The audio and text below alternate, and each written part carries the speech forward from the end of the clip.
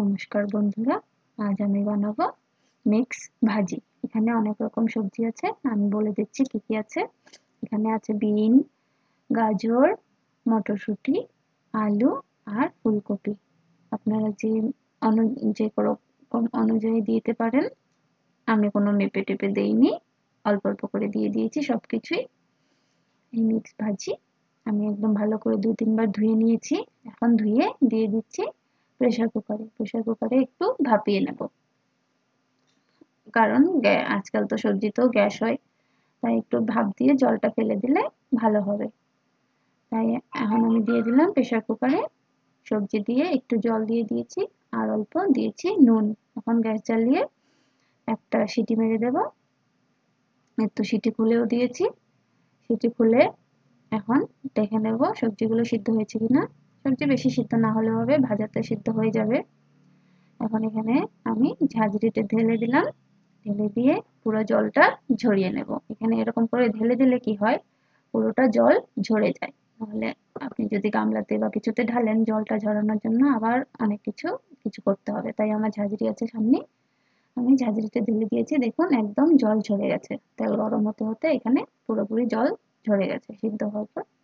আর জলটা ঝরিয়ে দিলে কি হয়, কড়াইতে দেওয়ার পর জল বেরিয়ে যায় না। জল বেরিয়ে গেলে সবজিটা বেশি নরম হয়ে যাবে বা গলে যাবে, এরকম হয়ে যাবে। একদম জল কম থাকবে। এখন নুন দেওয়ার পরে যতটুকু জল বেরোবে সবজির থেকে বেরোবে, এক্সট্রা জল পড়লো না। তাই ভাজিটা খেতে পরে ভালো হবে, একদম ছাড়া ছাড়া হবে, আলাদা আলাদা হবে। না হলে লেগে লেগে যাবে, গলা হয়ে যাবে, ভালো লাগবে না খেতে। দেখুন সব রকম সবজি, কালারগুলো কি ভালো লাগছে দেখতে। একদম সব কালারের সবজি আছে, গ্রিন আছে, অরেঞ্জ আছে, হোয়াইট আছে, খুব ভালো লাগছে দেখতে। দেখুন সবজির কালারগুলো দেখতেও মজা লাগছে। এখন আমি আগে একটু নুন দিয়েছিলাম ভাপানোর সময়, এখন আমি 1 চামচ নুন দিয়ে দিলাম। নুন দিলে সবজি থেকে যতটুকু জল বেরোনো বেরিয়ে যাবে, সঙ্গে সঙ্গে বেরিয়ে যাবে নুন দিলে, তাই তাড়াতাড়ি পরে ভাজা হয়ে যাবে। তার মধ্যে বলে দেবেন আপনারা কে কোথা থেকে দেখছেন, কমেন্ট করে নিশ্চয়ই জানাবেন।